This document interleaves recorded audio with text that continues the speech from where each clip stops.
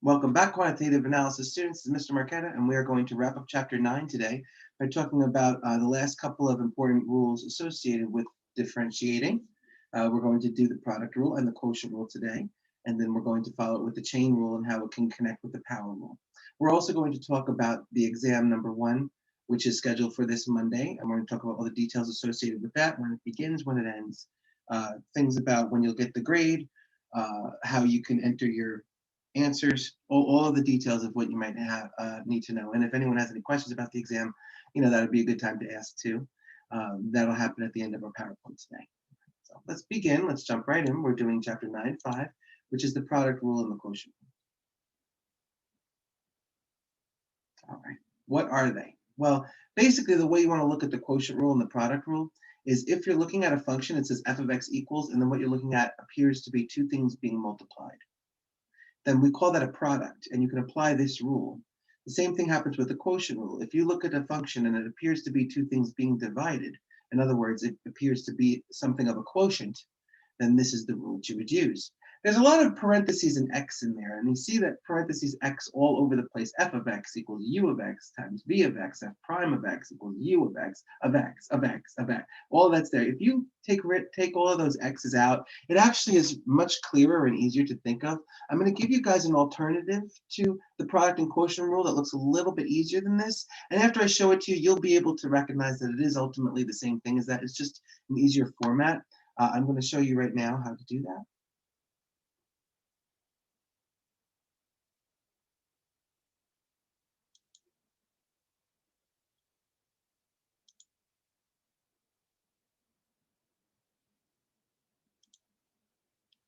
At this point, I'm going to ask you to make sure you're in speaker view, which is the top right. Press the top right to put yourself in speaker view there. And I'm going to show you now the product rule and the quotient rule. Let's start with the product rule. The product rule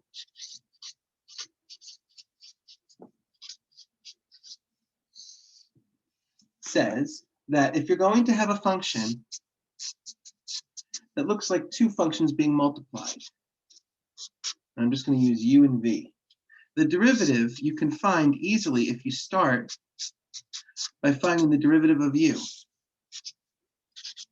and also finding the derivative of v. So you're going to need to find the derivatives of each of the two things that are being multiplied. So it might help to do that on the side, and I'll show you some examples. All right, then so you have u and you have v, and you have u prime, which is the derivative of the function u, and you have v prime, which is the derivative of this functional expression v. Now, what is f prime of x? It's going to be, and there are a couple variations of it, but I'm going to follow the way that your textbook says it, u v prime plus v u prime. Okay, so the point that we're trying to make is if you had a weird looking case like f of x equals square root of x times x to the fourth, you could make that u and make that v and then find u prime and find v prime and put them into this little formula and you'll get the derivative. The reason why is because since it's a product, it might be easier for you to use this rule than to multiply it first and then take the derivative. Some things in math are hard to multiply, like a square root times something to the fifth power or different things like that. Okay, so that in mind, here we have the product rule. Now, while we're at it, the quotient rule is very similar. It's just a different formula. That's why they're presented in the same chapter. The quotient rule says if I have a function that is the representation of two things being divided, instead of it being that it was multiplied, like here in the product rule, here in the quotient rule, we're showing that it's being divided. Once again, you want to figure out u prime, and you want to find out what v prime is too. And then you're going to use them to find the derivative, which can be written as f prime of x equals, and now it will be v u prime minus u v prime all over v to the second power. Now, when we get to the quotient, when we do examples of it, I'll remind you, but this is not the number 1 here. This is not the number 1. These are like apostrophes or primes. It's kind of like as if you were doing inches and feet, it would be the mark that means feet. Here we have a 2. This 2 means take v, whatever it is, and multiply it by itself, or just write it with a squared on it. In other words, this is a number, this is 2. Don't confuse this prime with this 2. This means take the derivative of u. This means raise something to the second power. This is an exponent. This is not. And I just want to mention that because it's little things like that that if you clear them up front, students don't stumble over them later and it's clearer. But basically what you're going to do is you're going to look at the function. You're going to ask, does it look like a product or does it look like a quotient? Then you're going to identify u and v. Then you're going to find u prime and v prime, and then you're going to put them into the formulas, and then you're going to get an ugly mathematical expression, and then that's going to be the answer. And they never come out nice. They never come out like, oh, 5x. No, they're big, ugly fractions as your answers. That's all right. All right, so let's look now at some examples. And this is very straightforward calculus. You're not going to see very much technology in this lesson. This is math. We're doing paper and pencil kind of stuff for this part. Now here comes example 1. Let's try to do the product rule. Okay, so here's a function. Please find the derivative. Now I want to talk for a minute about this funny notation here. If you look closely there, it says find dy dx. It looks a little bit like a fraction, dy dx. If you did the readings like I asked you to read chapter 9.1 and 9, in there they explain there are a couple of different kinds of notation you can use to express the derivative. You could call it f prime of x. You could call it y prime or u prime, like we showed before.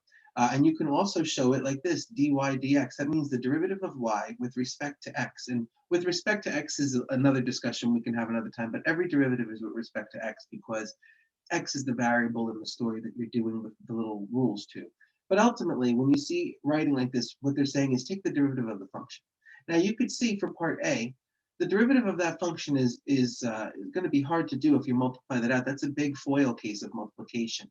So what I could do is I could act like it's a product and consider u to be the first thing, 2x cubed plus 3x plus 1, and v can be the last thing, x squared plus 4, and then go through the motions of the product rule.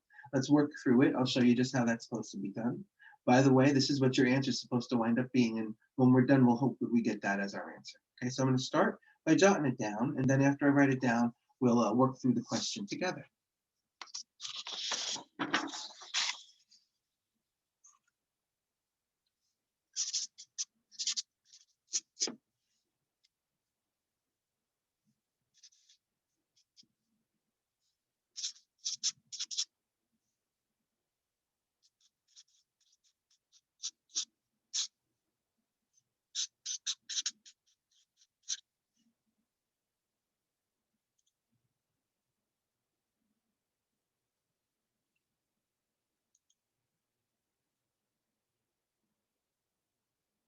Okay, so we're saying here's a function, okay?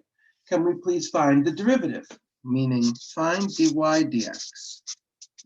Take the derivative. Well, in this case, what I'm going to do is I'm going to think, well, this is u, and this is v, right? Okay, now, thinking about u prime is going to be here. To get the derivative of u, I'm going to first consider that u is a sum or a addition. We have 3 different terms here. So I'm going to take the derivative of this, and then the derivative of this, and then the derivative of this. First, let's take the derivative of this one, 2x cubed. The way we do that is we take our exponent and multiply it by the coefficient. We get the number 6. And then we write the variable again with the exponent 1 lower than it is. So it's 3 right now. We're going to make it squared, like so. So 6x squared. Now we'll consider 3x. When you take the derivative of 3x, remember that you can think of it in a couple of different ways. One way to think of it is using the the coefficient rule. It's 3 times x, and we've established already the derivative of x is just 1. So 3 times 1 is 3. In other words, the derivative of 3x is 3. And there is a little bonus theorem going on here. The derivative of ax is just a, meaning that if you have 19x, the derivative is 19. If you have 1/3 x, the derivative is 1/3. If you have 3x, the derivative is 3. So if you have something x, the derivative of it is just the actual number there. Okay, but it's got to be exactly just x, not x squared or x cubed or x plus 1. It has to be just x, and then you can assume the derivative is just that number. And last but not least, we have plus 1. What is the derivative of 1? Well, remember, 1 is a constant. So if you want to take the derivative of any constant, you're going to get 0. You know? So that being the case, we're not going to write anything. So this here is the answer of what u prime is. According to this being u, this would be u prime. It would be 6x squared, I got that looking at this term, plus 3, I got that looking at this term. Great. Now let's figure out what is v prime. Okay, so for v prime, I'm going to have to figure out the derivative of 2x of x squared, which means take the 2 and multiply it by the front number. There is no front number, so just put it there. It's 2. It's 2x to the 1 because I lowered the 2 by 1 unit, so it's 1. So 2x to the 1. And I don't have to write that. I could just write 2x. I know that that's 2x to the 1. And last but not least, what is the derivative of 4? The derivative of 4, like the derivative of 1, is 0, so I'm not going to write anything. In other words, I've just determined that v prime, the derivative, is 2x, because it's the derivative of this function, and this function has this part, which is 2x, and this part, which turns out being 0, and I get 2x. So see what I've done, guys? I've looked at the function. I've identified it as a product. I've thought to myself, I need to find the derivative of each of the two things. I'll make this u, I'll make this v. Therefore, this is u prime, this is v prime. And now I can go in and use the formula. Now, as a mention, remember the formula. The derivative of a product is, I just want to make sure I use the same formula that you did before.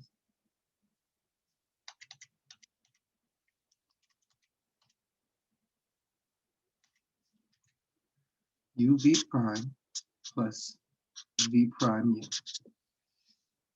All right, great. So let's do that now. U, which is this expression here, is u, right? Remember, u is this, and v is this. But then we use it to get u prime and v prime, right? So u is this. It's going to be 2x cubed plus 3x plus 1. Now times v prime, which is 2x, plus v prime. Oh, no. Well, this is not right. This should be v u prime. Look at what I did. I got it wrong. Start fresh, guys. That should be u v prime plus v u prime. Sorry about that. That's what it should be. All right. So v, which is x squared plus 4, u prime, which is this expression, 6x squared plus 3. All right. Now, look at how long your answer, look, it's long. Look how long that answer. It's a lot of math. You could distribute, you could combine and all that stuff. But remember, when you do it in WebAssign, you don't have to simplify it all the way. They're looking for you to demonstrate that you've used the product rule. So put this in the way you see it. Put it in just like this. It'll accept it. All right. If it doesn't accept it, maybe distribute something or try to simplify it a little bit. But usually you should just put it in the way you see it and don't do any simplifications. This is the first example of today's lesson where we talk about how to use the product rule. Recall that what we did was we identified u and v, and we found the derivatives of u prime, and v, which is v prime. Then we used our model, which I screwed up, and I'm sorry. And then we put it into the format, and that's what we were looking for as our answer. All right. Very good. Let's look at the next question. Next question says, at the point x equals 1, find the slope of the tangent to the graph of this function.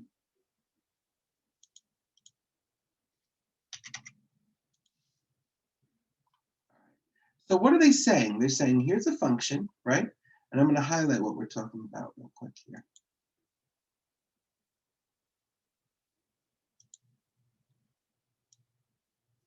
We're looking at this function right here, and we're going to think about how we can find the slope of the tangent to the graph of that function.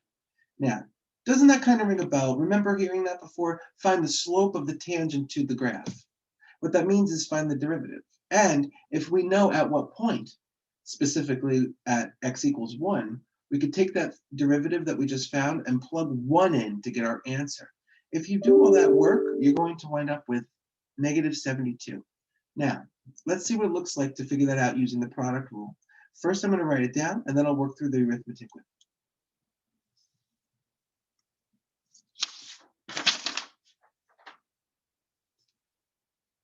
we got f of x equals 4x cubed, 5x squared, minus 6x plus 5 times x cubed minus 4x squared plus 1. All right, so this is the function. We'd like to know, for this function, what is the slope of the tangent line at x equals 1, which really means find the derivative and then plug in 1. That's what that means. All right, so that's our plan. Let's now focus on trying to find the derivative. To find the derivative, first I have to think of this as u and think of this as v, all right?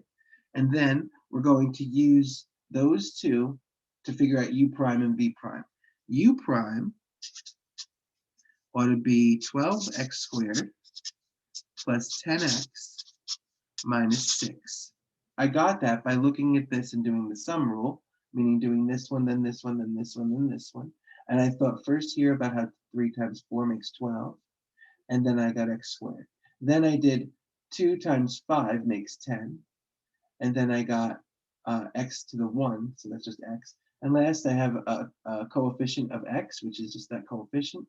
And last I have a constant, 5. The derivative of that is nothing. Now I'll figure out v prime. V prime is going to be, the derivative of this part will be 3x squared. The derivative of this part would be negative 8x.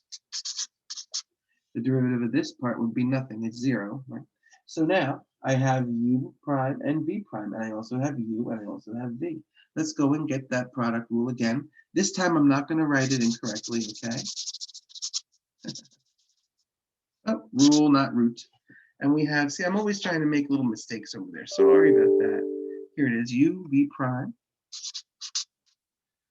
plus v u prime. And I'm sure that, guys, I mean it, this is it, right? All right, so let's use the product rule. And the product rule is going to be f prime of x now is equal to u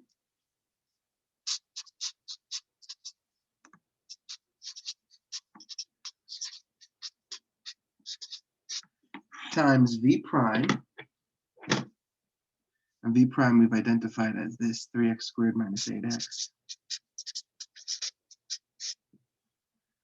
And then we have plus v, which is this,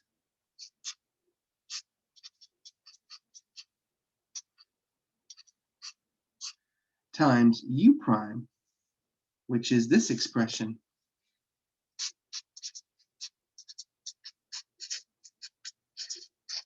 All right. Now, as you can see, that's a real lot of algebra there. It's a lot of stuff. What they're saying to do now is plug in 1 everywhere. So if you're going to put 1 everywhere,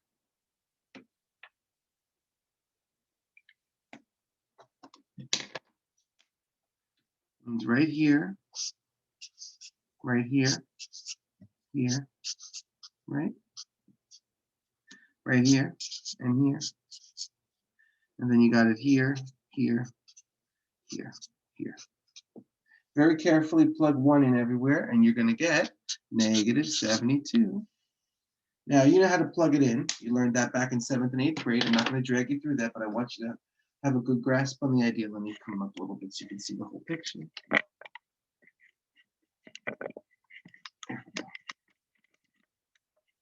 I just want you to have a good idea of how this works. Again, you're looking at it, and they're asking you, here's a weird function. Find the slope of the tangent line at x equals 1. What that means is find the derivative and plug in 1. So to find the derivative, we say, hey, look, it's a product.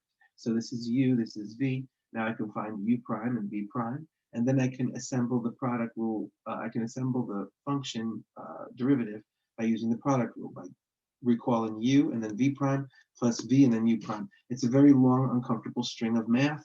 You don't have to multiply it all out. In this case, all you got to do is plug the 1 in to get your final answer. And when you do that, you should get negative 72 for the solution.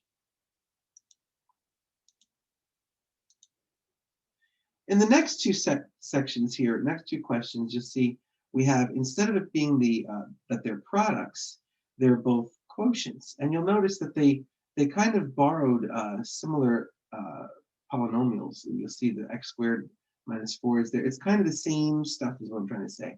And it all is going to work out in the same way. Again, you're going to first identify u, then identify v, which is on the bottom, and then find u prime, and then find v prime. Just want to tell you guys, this is not really very hard. It's just long-winded. It's like a long line of math, and you're still not done for a long time. In fact, you have to write 2 lines. That's where students give up in math and in calculus. It's not hard. It's just a lot. And you can't give up. You can't say, oh, I don't want to do this and walk away from it. It's the worst thing you could do. Like, stick with it. I'm telling you, if you stick with it, you'll be able to get it. You have to follow the logic all the way through and make sure you verify in your mind that each thing is correct that way. So look at example 2 in chapter 9.5. You see that they're both quotients, and they both have an obvious u and an obvious v. It's just a matter of taking those functions, finding their derivatives, and then assembling the derivative by putting together the u, the v, the u prime, and the v prime in the positions where they go, and then you'll be done and you have it. All right, so let's see if we can work through doing one of those. Starting with example 9.5.2a.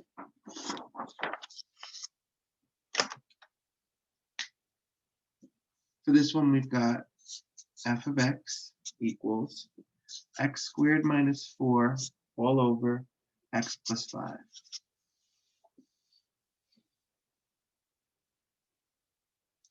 Now, truth be told, even though this is a quotient rule example, it still is a pretty basic one. And it's good that they started you with the basic one so that you could see how they're not really that hard. It's the actual derivatives themselves that start to make it challenging. But if this be the case anyway, it's clear to me now that this is u and this is v, right?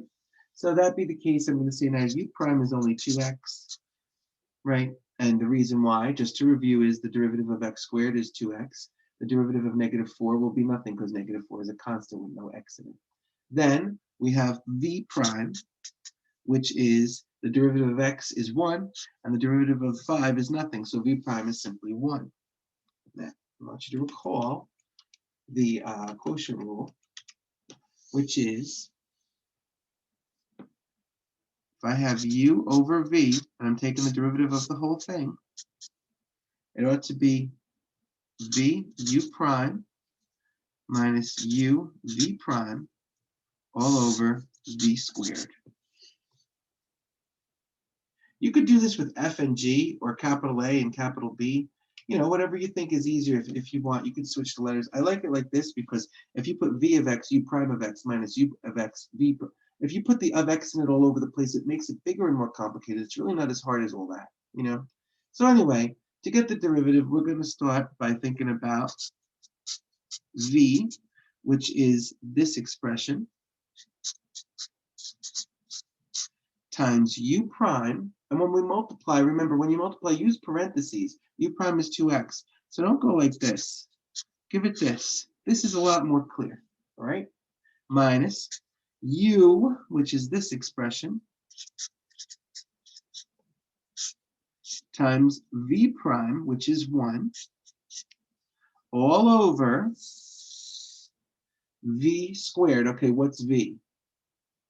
What's v? This is v, x plus 5. How do I show x plus 5 squared? Like this? Don't I need parentheses? Yes, I do. I need parentheses. So there you go. That's your answer. Now, you could simplify it a little bit if you want. You don't have to. It depends. But something like this, if you did simplify it, it's not that hard to do. Here you have 2x squared plus 10x. And this 1 kind of fades away, you know. Then you have minus x squared plus 4. And I would just leave this the way it is. That's nice enough, you know. And last, you can combine here the x squared and the 2x squared, which is going to just make x squared.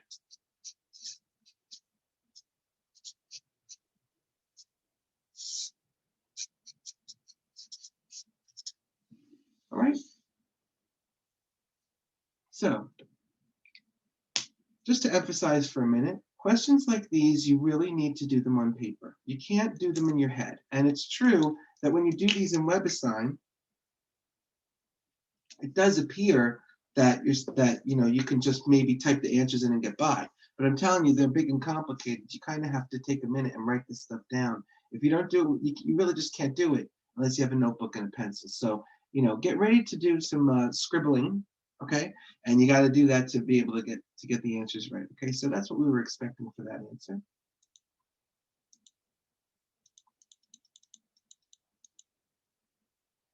Right.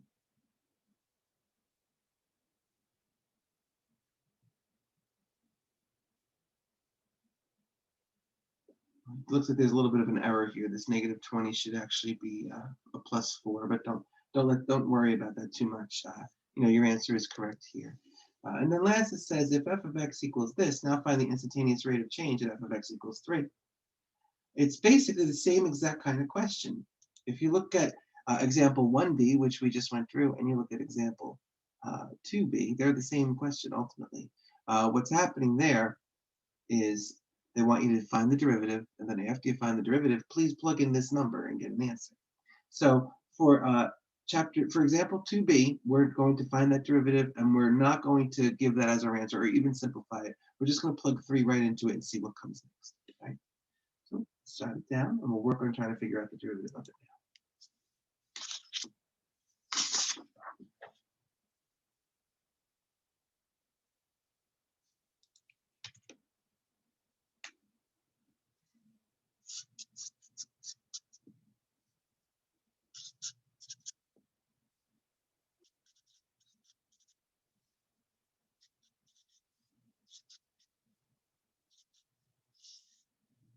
All right. So obviously this is a quotient, so I'm going to make this v, and this will be u. Okay. And now I'm going to find u prime, which is the derivative of the top. The derivative of x cubed, 3x squared. The derivative of minus 3x squared, minus 6x. The derivative of 2, nothing. V prime is the derivative of this. The derivative of x we have already established is 1. The derivative of -4 is a constant, so the derivative of it is 0. Now, we're going to also recall that the derivative of a quotient is v u prime minus u v prime all over v squared. And that is the formula we're going to use for this. And now we're going to assemble our derivative by putting together all of these different expressions according to this template. V is x minus 4. U prime is this expression, 3x squared minus 6x. Then minus u, which is this whole expression, x cubed minus 3x squared plus 2 times v prime, which is 1. All right. And that is your numerator. Now your denominator is v squared, which is x minus 4 squared. Now what you got to do is go on in there and put the number 3 everywhere that you see in x. 3, 3, 3, 3, 3, and figure it all out. When you figure it all out and you use your calculator and divide, you're supposed to get 1.32. You could say things like f prime of 3 equals 1.32, and that would work. All right?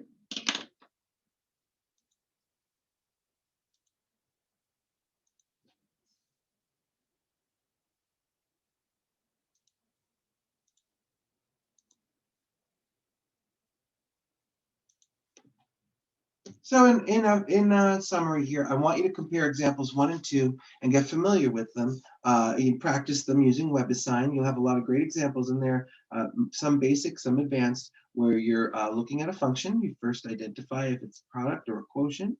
Then after you've ascertained that, then apply the quotient or the product rule accordingly. Use v prime and u prime, and very carefully find the derivative. When you're done finding the derivative, sometimes you're supposed to plug a number in when they say things like find the slope of the tangent to the graph of, or find the instantaneous rate of change of, or find the marginal revenue of, or what was that other one?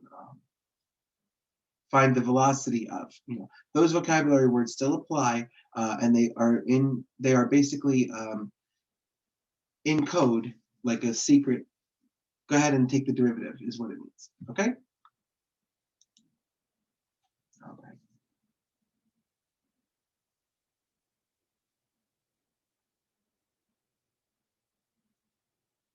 So once again, there's the quotient rule and the product rule, right? And you can use that one out of your book, or you could use the one I showed you that has just u and v without the x's. Now for our next example, we're going to ask you to use the quotient rule to figure out the derivative of 1 over x cubed. Now the thing is, you can do 1 over x cubed also using the product rule if you recognize that 1 over x cubed is the same as x to the negative 3.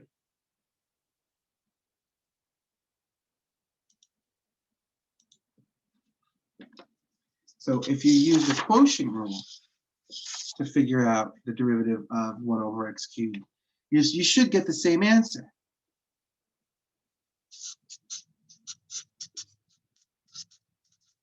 So the point I'm trying to make is, using the power rule, you would rewrite this first to look like this, and then you would think, okay, well now the derivative of it is use the exponent as the new coefficient, write the x, and then lower this down one more, so negative 3 minus 1 is going to be negative 4. This is what we're expecting to get for our derivative. But if instead you looked at it this way, like this is u, and this is v, right? Then you would say u prime is 0, because the derivative of 1 is 0. V prime is 3x squared, because you could see x cubed is there, and I would take the derivative of that to get this expression. Now, recall that if you're going to find the derivative of a quotient, you're going to do it this way. It's v u prime minus u v prime all over v squared. So if we use this as our formula, we would say, okay, then the derivative must be v, which is x cubed, u prime, which is 0, minus u, which is 1, times v prime, which is 3x squared. And that's going to be all over v squared, which is x cubed squared. Now, if we clean this up a little bit, this goes away completely, doesn't it? And we have negative 3x squared all over, and then I would have x to the 6th here, right? If I reduce this x squared on top and x6 on the bottom, it turns out looking like this. It becomes negative 3 over x to the 4th. And as an exponent, that 4 being in the bottom, you can rewrite this to look like this. So see how it turns out to be the same thing, whether you do it this way or that way? What is the lesson here? What's the point of this, my friends? The point is, if you can recognize that this is simply a power rule case, if you use basic rules from exponents like this, it becomes a much easier thing to do, far less time consuming than doing it with the quotient rule. However, you could do it with the quotient rule. It will always work out anyway. In fact, you could do any case like this, either this way or this way, and you'll still get the same answer. It's very interesting that it works out the same way each time. It really does solidify your belief that the derivatives work the right way. Whether you're doing it in one way or the other, you still get the same solution. Okay. Now we're going to do an application. Suppose that the revenue function for a flash drive is given by the function you see here, where X is the number of flash drives sold and R is in dollars. So can we find the marginal revenue function? Can we find the marginal revenue function when X equals 15? Can you see that this is once again the same exact question, except now we've kind of a little bit of an expanded function. It's a little bit bigger. Actually, the way you're going to handle this is you're first going to apply the sum rule. Remember what the sum rule said? It said if you have f of x equals a bunch of things added, you could just take the derivative of each thing that's being added. For example, here, 10x is being added to that big fraction. So you're applying the sum rule first, in that you're recognizing that you could take the derivative of 10x and leave that there, and take the derivative of the fraction and then leave that there. And when you're done, it'll be the same. Then, when it's time to do the second part there, then you have to perform the quotient rule and do the whole u and v and all that stuff to get that, the derivative of that, and then you have the derivative at the end and you're finished. For part B, take your same answer that you just got and substitute in the number 15. Okay, so that's basically what's happening for example number 4. You could call it the revenue function for flash drives. You could call it a function on a graph with an equation with a tangent line. You could call it, the path of a ball in the air with the velocity. It's the same story again. Take the derivative and plug in 15. All right, so let's do that. Let's think about what that would be.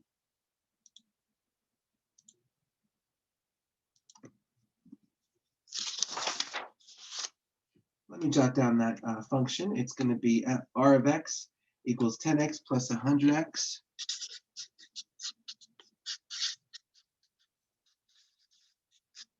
over 3x plus 5. Okay, so to find r prime of x, it's going to be 10 plus, and then I have to figure out what the derivative of this thing is and put it there.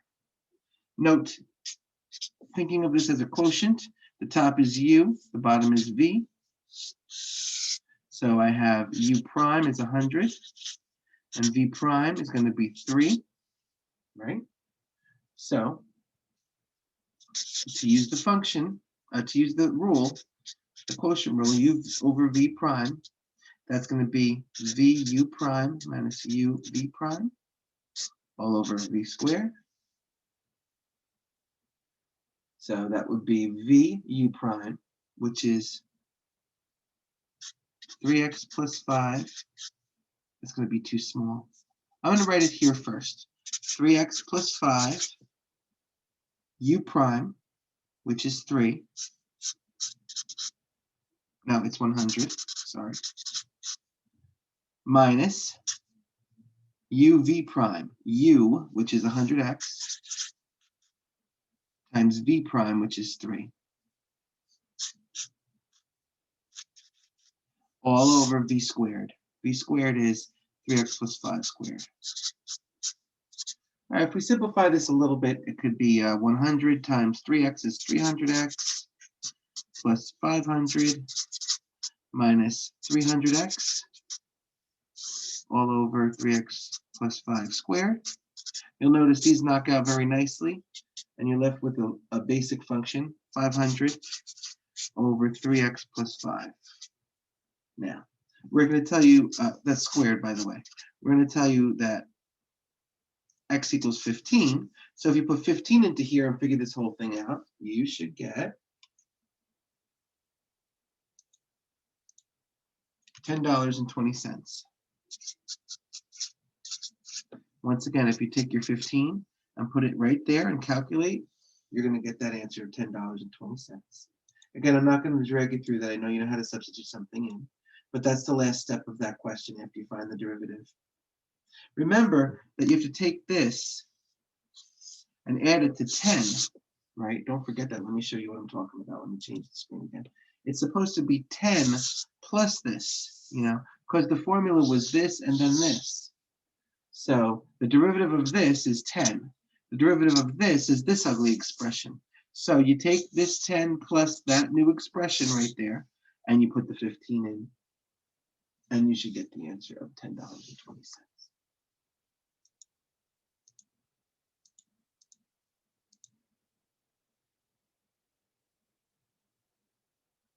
Okay, now what we're going to look at here is another great application of using the quotient rule and the product rule.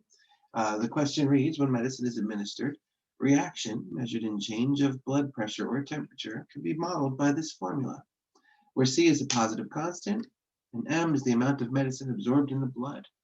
The rate of change R with respect to M is the sensitivity of the body to medicine. Find the expression for the sensitivity S as a function of M. So what they're trying to say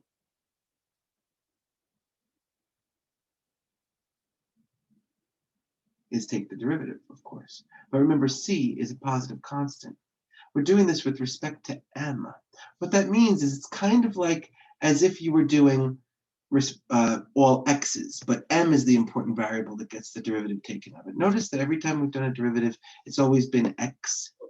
Well, that's because in that context, x was the most appropriate variable to use. Here, in this context, since it's about medicine, we're using the variable m to represent the amount of medicine absorbed in the blood. So we would say things like, this is to be found with respect to m, so that you know it's not respect to c, it's respect to m. X is not here, it's about m. Now, see how it says c there? That c is a constant.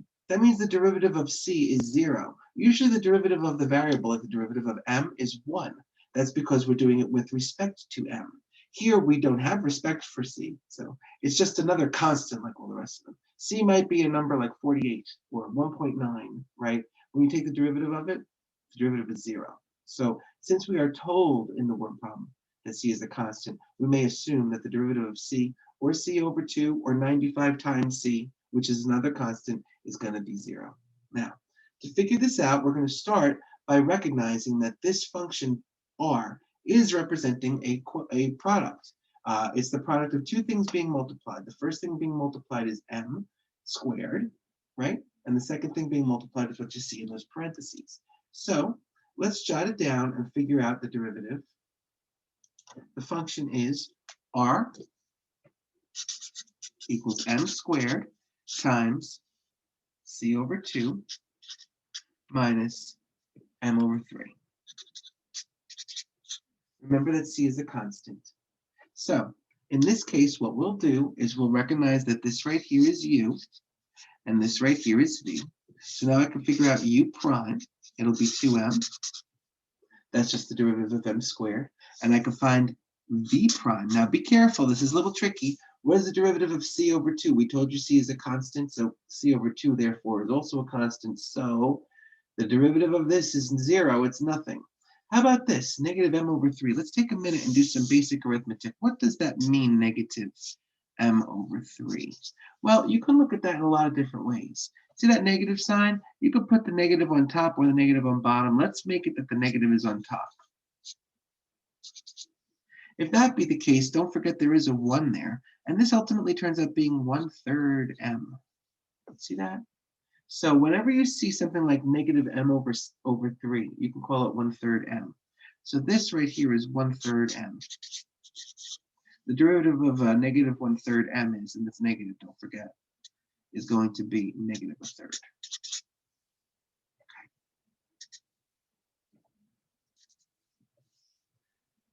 Now, as you can see, u prime and v prime are really not that bad. They're very small, but still, it was tricky to make sure you got them right. Can we remember here, negative m over 3 is a negative 1/3 m is the same thing. You're going to see that a lot in calculus, and every time you see that, you should know to rewrite it to look like that. Now, let's assemble the derivative by putting together the u, the v, and the u prime and the v prime. Recall that the formula for the product rule looks like this. uv prime, in other words, two things being multiplied, the derivative of that, it ought to be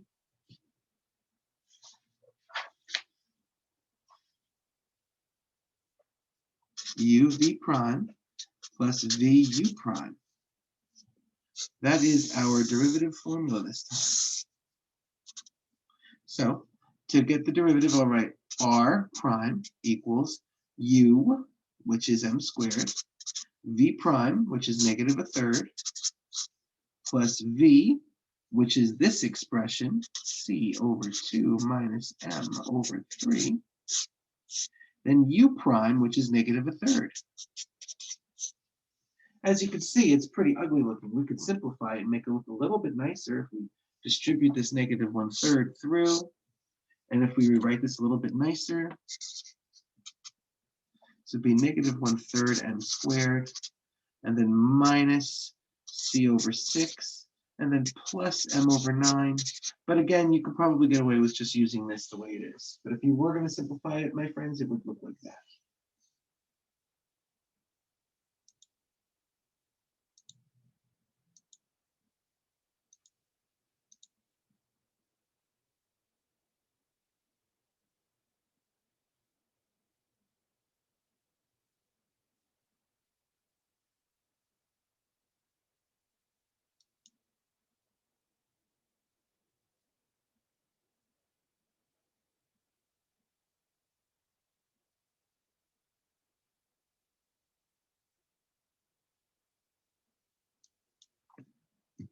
Okay, so let's come back and talk a little bit now about composite functions. That was the end of chapter 9.5. The product rule and the quotient rule are great examples of using your algebra techniques and your background in math to simplify things and make things a little bit more clear. It's kind of important when you do them that you're really paying close attention to detail, that you're carefully following the formulas, and that you do practice. If you don't practice it, you're not going to be able to do well at it when you take the test. And the test is Monday. So just really make sure you really zone in on that and look closely at that stuff. The product and quotient rule are really not that hard if you understand derivatives, but you have to understand derivatives first, of course. So that was Wednesday's lesson. The next part of our lesson is going to be the chain rule. And when it comes to the chain rule, we have to understand it's connected to composite functions. Composite functions, that's a lesson that you learned back in Algebra 2, or maybe in pre-calc if you ever took pre-calc, or if you took if and when you took quantitative analysis 1, we do discuss composite functions. We're going to take a very short break, and I'm going to ask you to figure out the answer to this question right now. First, I'm going to remind you what composite functions are. Recall that in section 1.2 functions, that if f and g are functions, then the composite function is g of f, which is denoted g compose f. And if you look closely, you'll see it's a little circle. It looks like degrees, but it's not raised up. It's in the middle like a plus sign would be. That means compose. G compose f and f of g, which is f compose g, are defined as follows. I want you to look closely at this part with me.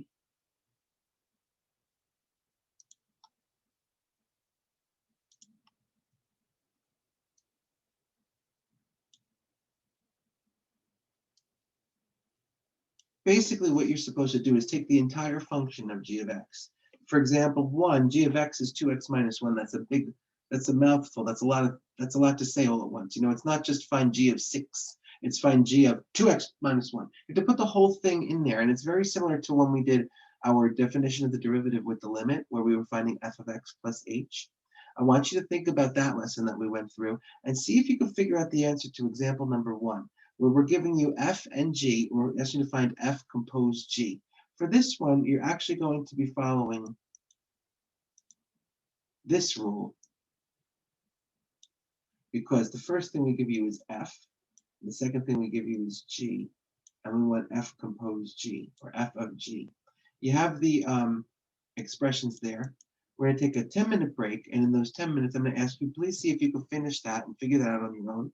And then we'll come back and we'll talk about it, and then we'll apply the chain rule, and you'll see how the chain rule is directly related to composite functions. All right, guys? So right now it's 5:28. Let's come back at 5:38. We're working on example 1.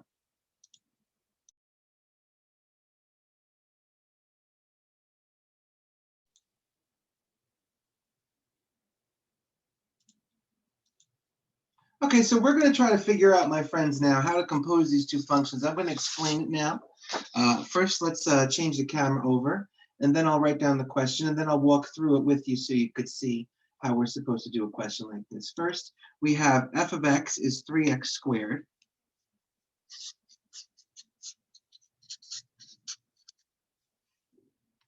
Then we have g of x is 2x minus 1.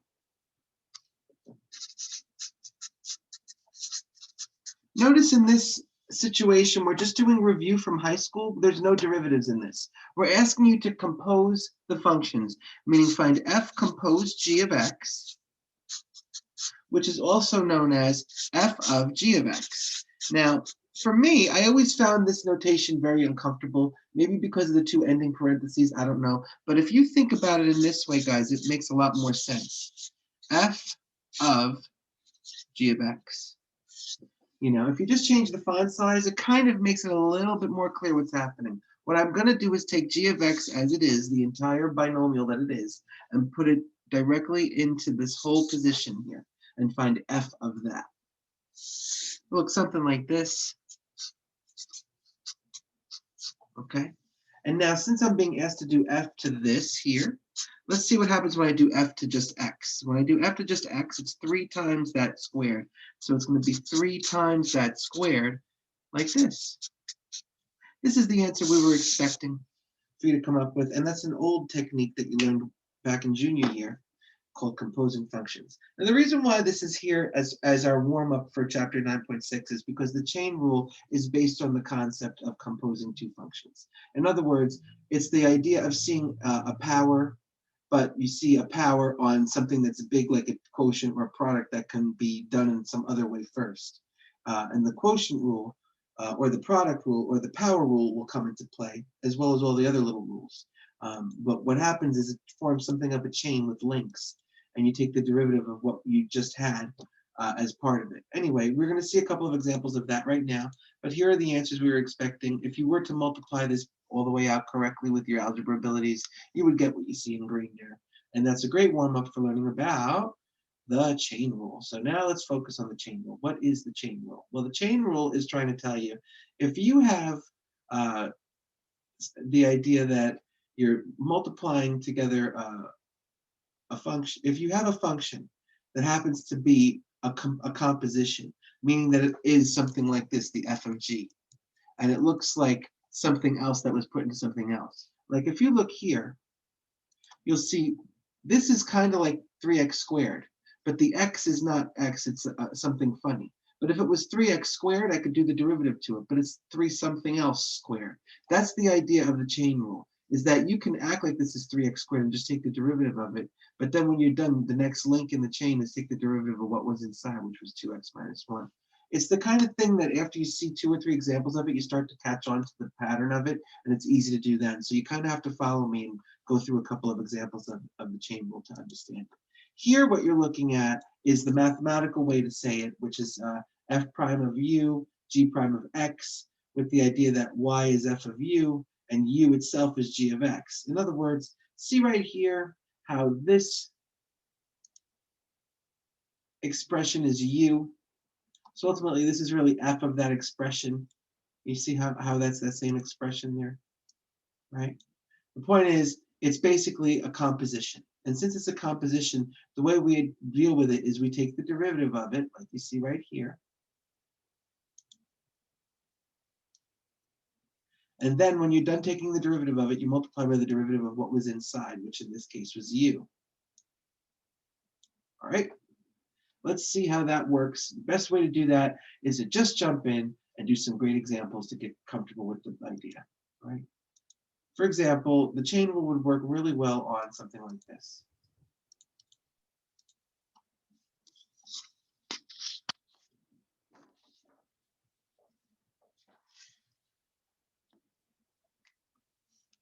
Here's a function.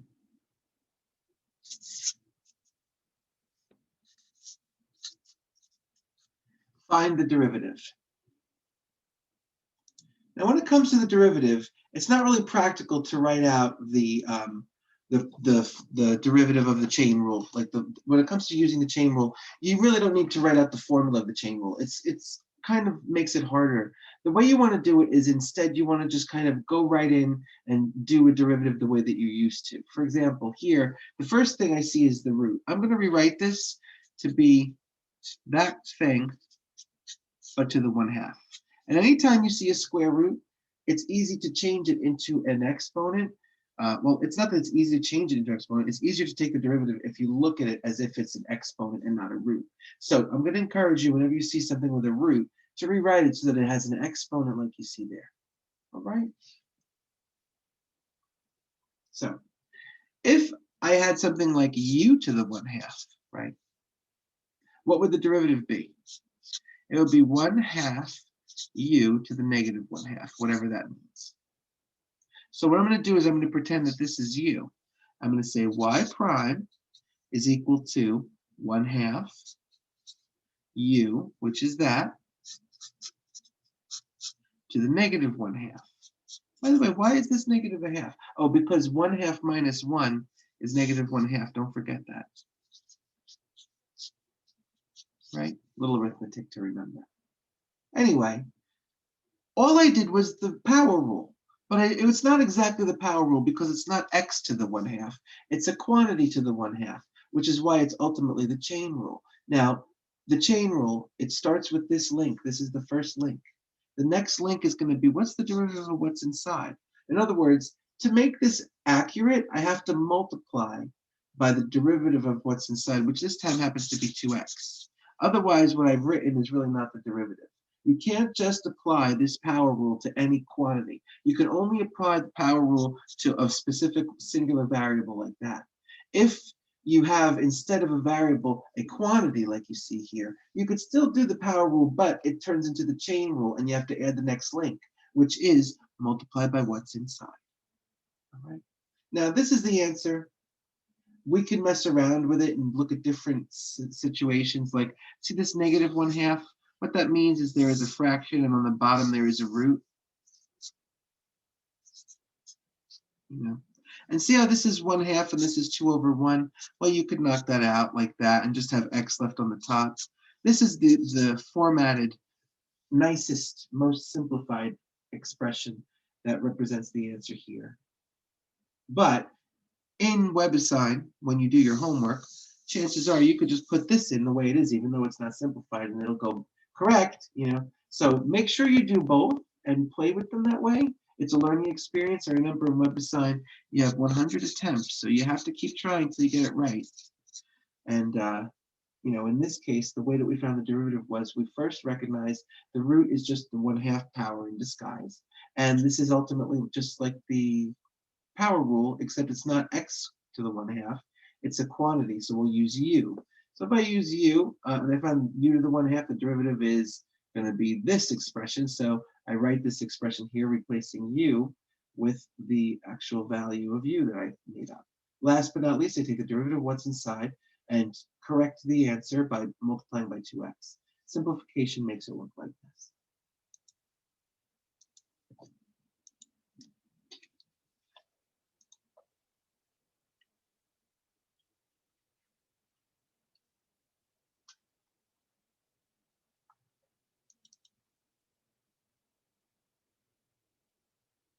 Okay, so now we're looking at chapter 9.6, example 3. I'm going to read it out loud. I want you to try to read it with me and try to think about what they're saying in there. All right.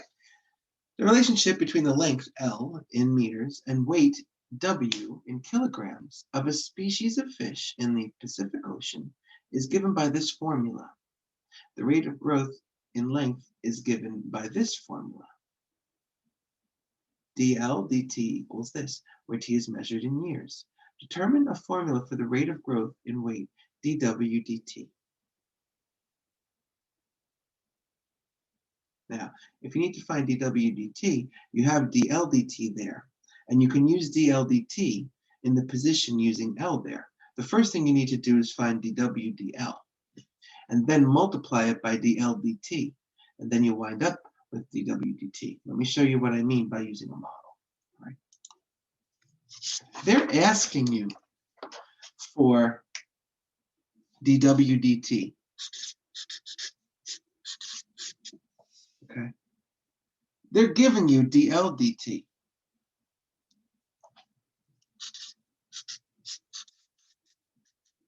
And you can figure out dl dw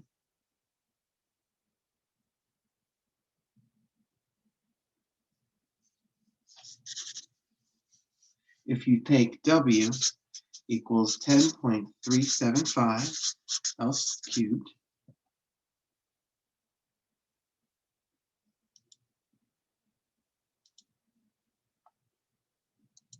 there we go. So I wasn't able to show it. I can find dw dl. I could find dl dw. It would be 10 times this figure.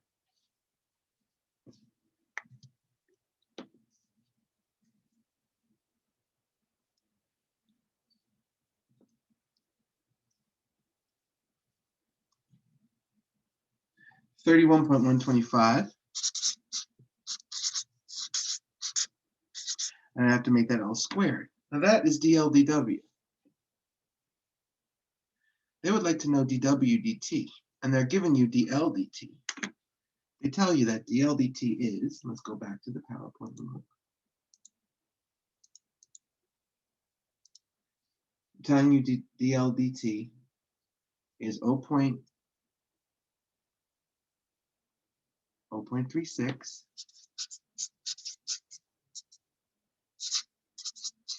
minus 0.18 L.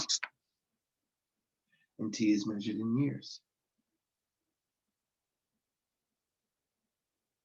So if you want to figure out a formula for the rate of growth dw dt, how can I get that using this and this?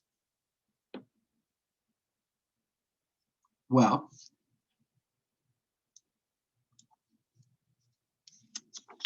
you're trying to figure out what dw dt is, and you have those two. If you're clever about it, if you do dl dt divided by dl dw,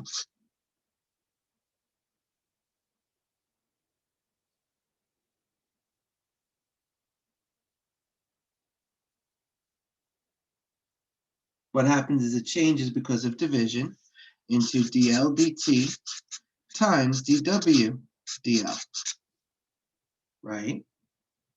So if they cancel out here, look at what you get.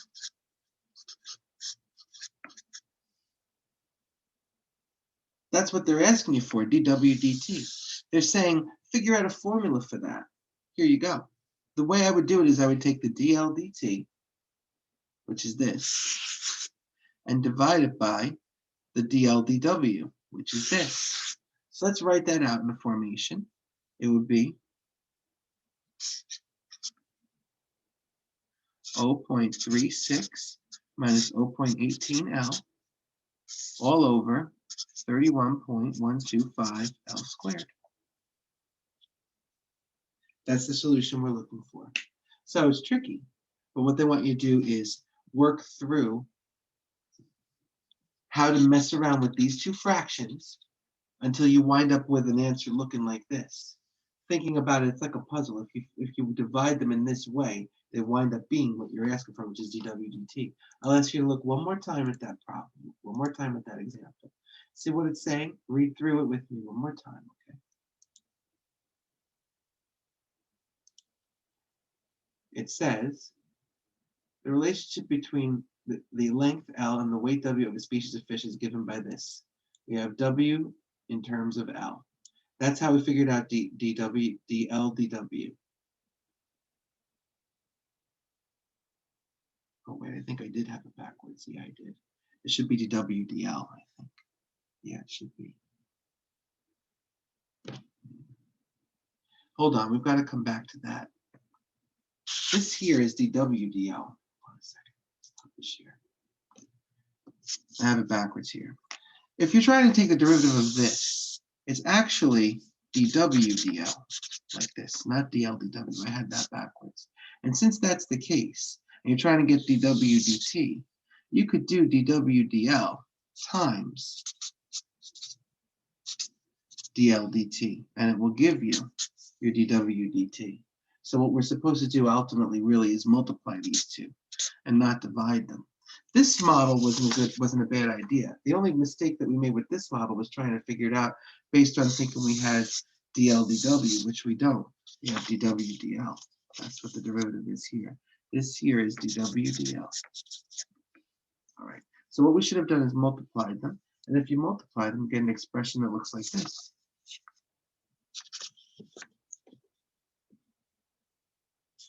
(31.125 L squared times 0.36 minus 0.18 L. Now you can multiply that through and do your distributive property if you want, or you can leave it the way it is.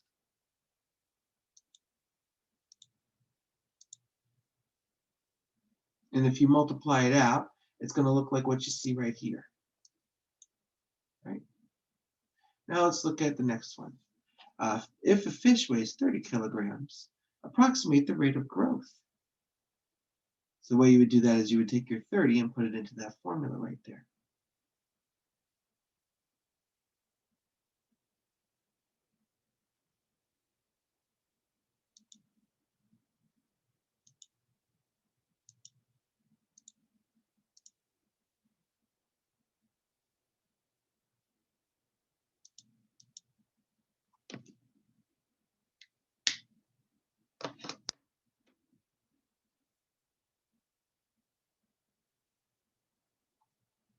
Okay.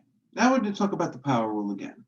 This is the example of the power rule, but it's the power rule including the chain rule for those cases where you're looking at something that is a larger expression and that the whole expression is to a power. Here, what you see is whatever whatever you're doing to an n power, you take that exponent, bring it out to the front. It's now the coefficient. Write the expression again and lower the exponent by 1.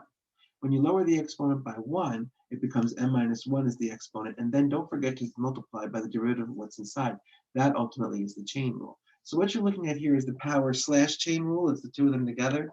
And they all kind of meld together when you start getting good at writing out derivatives and how to write out what comes next from them. But ultimately, you're going to do a whole bunch of cases where you see situations that represent quantities being raised to a power. And you'll apply the chain rule by doing the power rule to it, but just don't forget to multiply by what's inside. For examples A and B here, that is just the case. In example A, you'll see something to the 6th power. And in example B, you'll see 4 times something to the minus 1 power. To the minus 1 power means divided by or as a denominator. So we're going to work through both of them as we're doing them. If you have questions, please let me know, in the chat, or you can unmute, and we'll talk about them if you talk about any part of it if you need any more explanation. Okay. So we'll start by writing down the first one, which is x squared minus 4x to the 6th.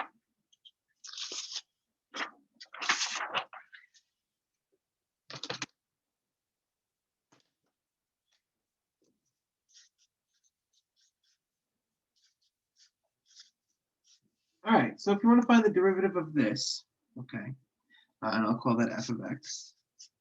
If you want to find the derivative of that, f prime of x then would be, let's pretend it's x to the 6th. Wouldn't it be 6x to the 5th, right? That's the pattern of the power rule. But don't forget, you have to multiply by the derivative of what's inside. What's inside? The derivative of this is 2x, and the derivative of negative 4 is nothing, so it's just 2x. This is it. This is the answer. Now, you really kind of should use the commutative property and bring this part over here and mush it together with that 6, make it look like this, because you can't do any distributive stuff. There is a 5 exponent here, So this is the solution we would want for a question like that.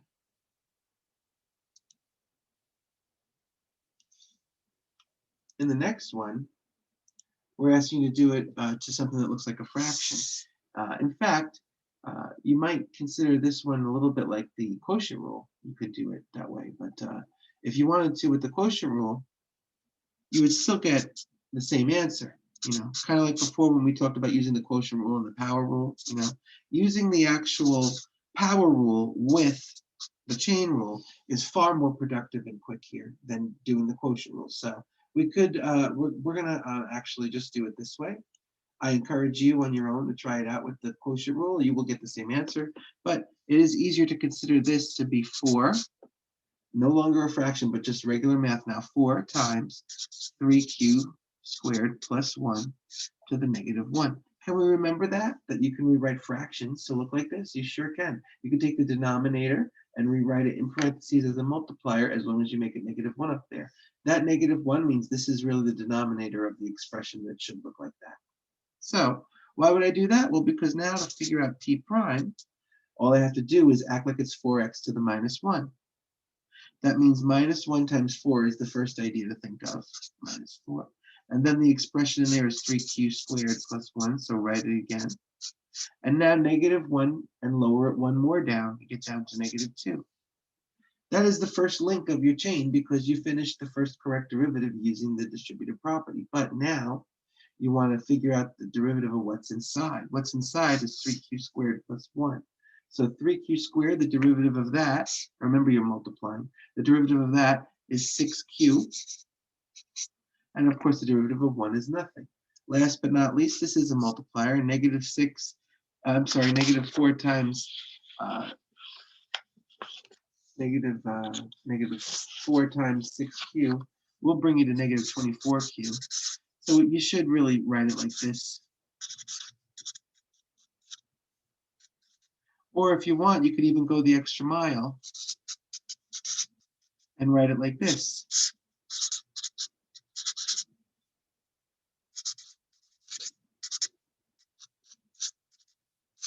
That's really the nicest way to write it if you were simplifying, you know. But it doesn't matter. What matters is that you get this at least, or even this should work if you put this in to WebAssign. It should work for you. You should be able to get it correct. And I hope that that's clear. I'll leave that there again for a minute so that you guys can see the answer.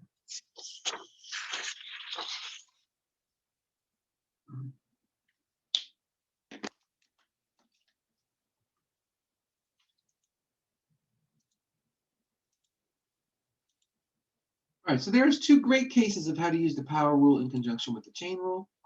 And I want you to be comfortable with that. It's just more applications of the derivatives and the stuff you've already learned. This is basically like algebra 3, you know, because algebra 2 is all the stuff that you need to be able to do well in calc with derivatives and limits and all of these little extra rules. But, you know, I mean, it's kind of like high school math. It's just the next thing now to learn after you learn about parabolas and factoring and all of algebra 2 stuff is now this is the next step, you know. So now you know how to do derivatives using the power rule and the chain rule, as well as the quotient rule and the product rule. And that's really a lot, you know. Here are the answers, by the way, if you want to go back and check them. You could go and work through them again, and you could revisit what the answers are. There they are. And that's the whole story with the power rule and the chain rule. Let's see what else we have before we go.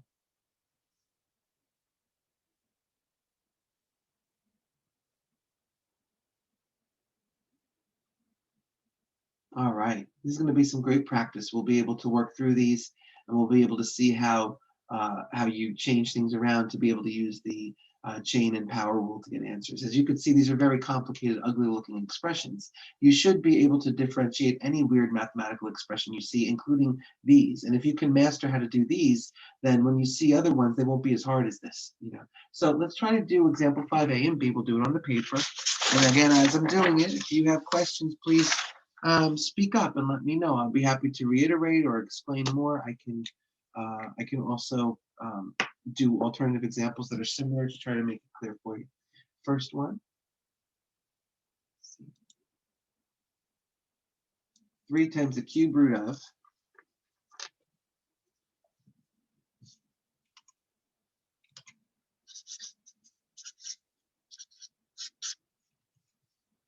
x squared minus 3x plus 1.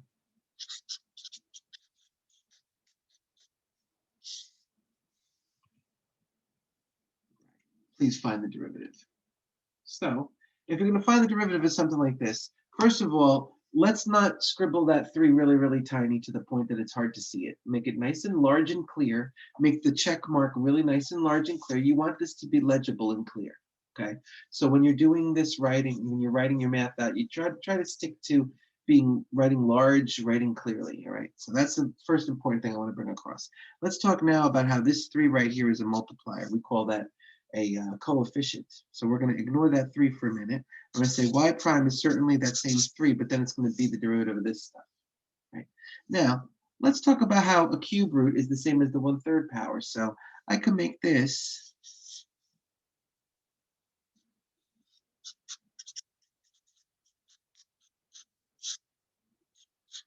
to the 1/3 like that, right? So can we remember that? The cube root of something is the same thing as that something to the 1/3, just like the square root is 1/2. For example, the 6th root will be 1/6. I hope you get it, right?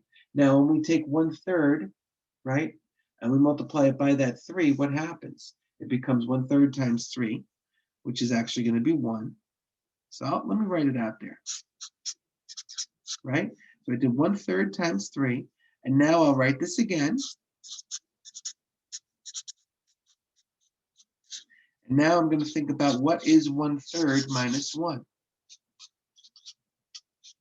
The answer is minus 2/3. So I have a minus 2/3 as my answer there. That's the first link in the chain. Now, how do I finish? Well, I have to think about the derivative of what's inside to get the last link. What is the derivative of what's inside? I'm multiplying by that. It's going to be 2x minus 3. Okay. This is your answer. Now, we could simplify it a little bit. For example, 3 times 1/3 is 1. So I could kind of just let that vanish, right? But that negative means that this should be in the denominator like this.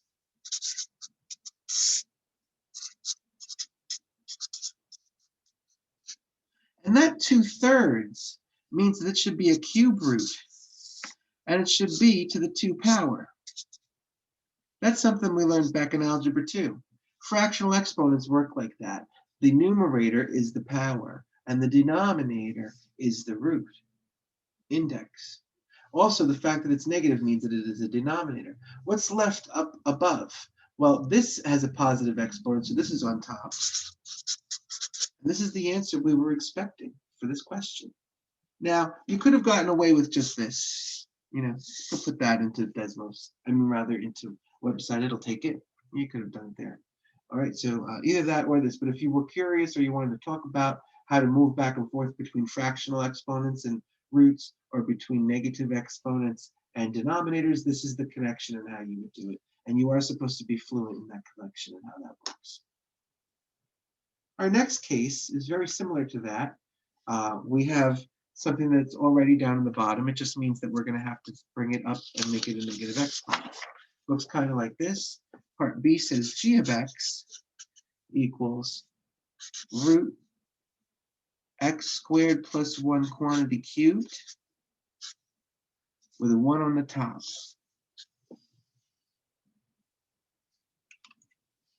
So, what does it mean that it's a denominator? It means that it's a negative exponent.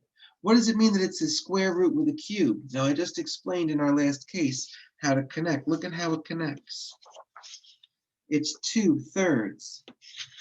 The 2 is the exponent, and the 3 is the index. The denominator is the index. Here, the index is a square root. It's a 2.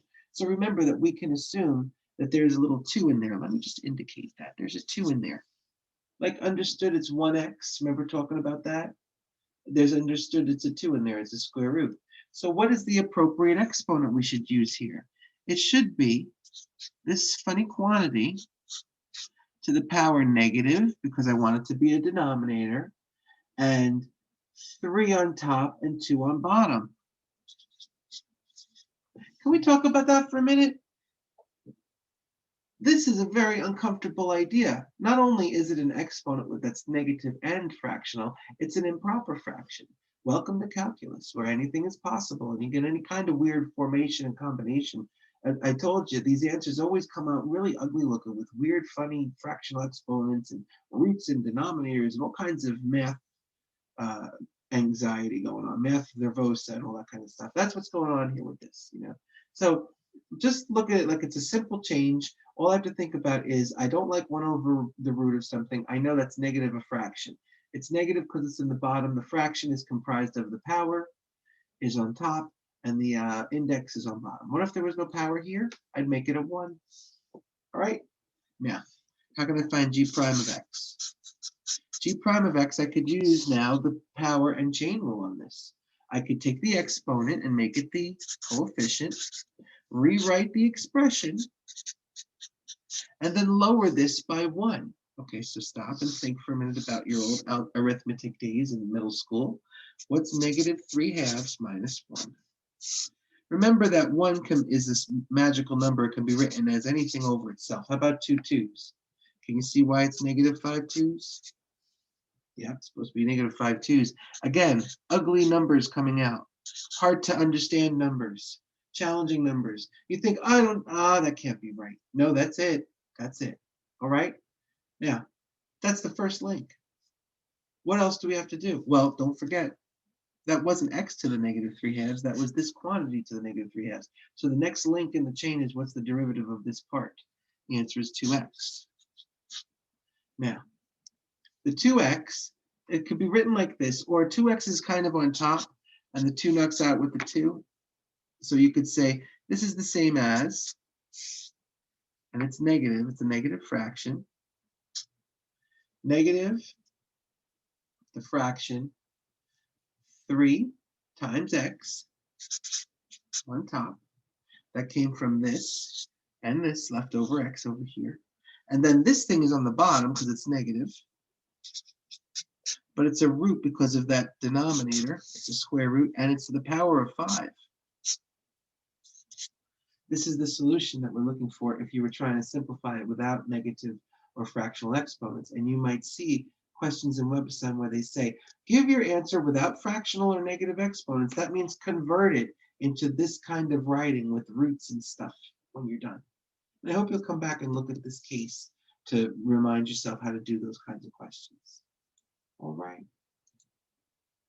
So again, here's your solutions to those questions. And they're a little bit uncomfortable to look at because they have fractional exponents and, they have all kinds of little things in there. Now, for example 6, the demand for X hundred units of a product is given by this formula, and we're given a formula that represents demand. Remember, demand is about quantity versus price. In this case, X is the quantity and P is the price. So here's the demand for X hundred units. And by the way, X is in hundreds. So if X is 9, then we're talking about 900 units. You gotta keep that in mind. All right, where P is the price in unit dollars. Find the rate of change of the demand with respect to the price when P equals 24. Sound familiar? Yep, take the derivative and plug in 24. So let's work through doing that and see what that looks like when we're figuring it out.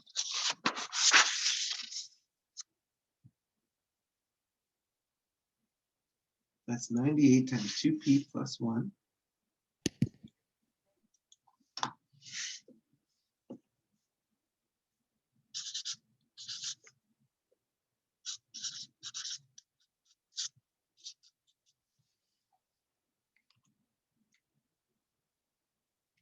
Negative 1/2 minus 1, like so.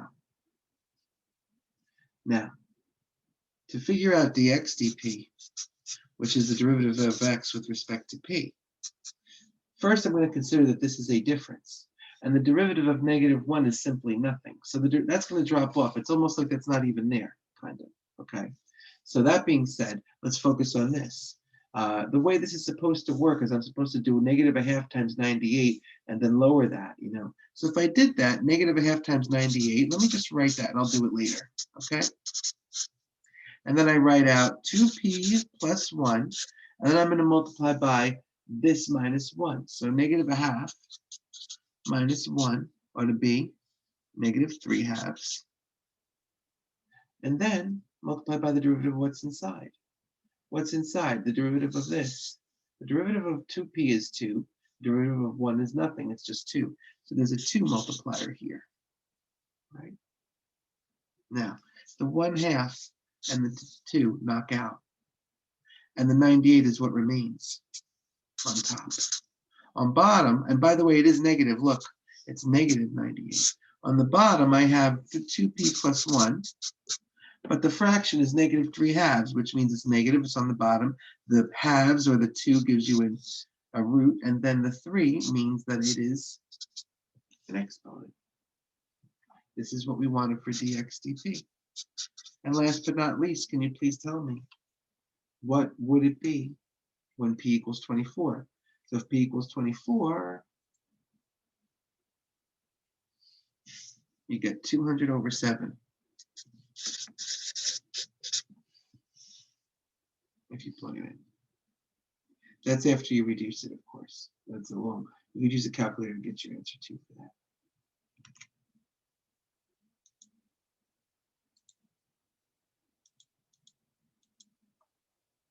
So now that we're finished with our lesson, and by the way, thank you so much, my friends, for paying such close attention to that lesson. I know that was hard to follow. There's a lot of extra stuff in here. But now that we have that all done, I want to talk to you candidly for a little bit about your exam and get you ready to go in there and get an A. It's not going to be hard if you do your work and if you make sure you finish all of the practice, review the videos, make sure that you do the reading. If you do all of that stuff, I assure you that the exam will be a piece of cake for you. Also, there is exam number 1 review available for you to take. So let's go through each of these ideas first. First, exam number 1 will be available online only from 4:30 to 6:45 on Monday, July 19th. So please, if you're going to get in there and start it at 6:30, please know that it is closing in 15 minutes. You have to get in there at 4:30. If you find that you're going to be late, that's on you. You could start at 4:45 if you need to, or something like that, but know that it will close at 4:45. All right? Next, students will have 2 hours and 15 minutes to complete it only. You'll have less if you start late. Huh? Questions will be varied from student to student by order and values. So don't try to cheat. Don't try to look at the questions and talk with your friends. The numbers will be changed from yours to theirs slightly. The questions will be out of order slightly. It's very, very easy to see if people are communicating. So please don't dare. Questions will be varied. All right. Students may not go back in the exam. Only one answer may be submitted. So remember when you did all your WebAssign practice and you were able to try 100 times, and every time you tried, you got a red X until you got it right, you got the green check mark? Well, when you take the exam, you will not get a green check mark and you will not get a red X. And you do not have to press submit until the end. So please know, you will not know if you got the answer right or wrong. If you were to be told right then and there, taking the exam, if you got it right or wrong right then and there, wouldn't you try to talk to your friends to find out what's the right answer? That's why it's a security measure so that your exams are fair and accurate, and that when you get your grade out of quantitative analysis too, we could say you took an authentic, secure exam. So please know, just like when you're taking a test on paper in a classroom, you're not going to know if you're right or wrong until the test is returned to you. You have to wait to let me look at the test and return it to you. Please know that you cannot go back in the exam. Once you do look at a question, you can't go back, so you have to look at it and then answer the question. That's something you got to be careful about, and you can only answer once. You cannot answer more than once. So make sure when you put your answer in that is your final answer before you hit enter. All right. Your final scores and the answer guides are going to be available the next day. So on Tuesday, you'll be able to log in and see what your final grade is and see what was right and what was wrong. That being said, you should know that often WebAssign makes mistakes and grades things incorrectly. For example, if they tell you something about an expression f of x, but they make x capitalized, and then you put your answer in with lowercase x's, it will mark you wrong. If you put in something that is a decimal, or when it says it should have been a fraction and you round it, it will mark you wrong. Those things are very, very easy for me to correct. Just tell me if you see something that you think is unfair. I will go in and correct it. It's a regular part of WebAssign exam assessment. So don't panic if it looks like you got something wrong and you should have got it right. If you can see that fairly, you probably should have got that right. When you tell me, I'm probably going to just fix it. Don't let it bother you if you see questions that are marked incorrectly. Remember, it's a computer that's giving you that grade, and I can fix that very easily. I just need you to point it out to me. So can we keep that in mind when we're taking the test, when you're looking at your grades? I don't want you to be worried and uncomfortable with that part. And last but not least, it is strongly recommended that you do that exam number 1 review. Remember, exam number 1 review is not to be completed for credit. It's not the thing that if you don't do it, you're going to get a lower grade. It's not part of your grade at all. It's there as a study guide for you to use in your studies. And if you don't use it, you will do poorly on the exam. You must use it to study. The exam questions are almost exactly the same questions in the exam review. So make sure you look closely at it and make sure you're good at it. Last but not least, remember that you're allowed to use any and all resources you have at your disposal when you're taking my exam. You can use the PowerPoint. You can use my videos. You can use your exam review. You can use the textbook. You can use Desmos. You can use Google. You can use anything. So please make sure that when you're doing the exam, you're using these resources and that you're able to, get through it in that way. Don't look at it like it's an exam and it's test day. This is something of a project where you're demonstrating that you know how to use the materials to get the answers right. That's what I need to see. Okay. All right. Well, I'll tell you what, guys, it's been real, and I do appreciate your close attention here. I'm going to stop the recording, and then I'll open up the floor to questions.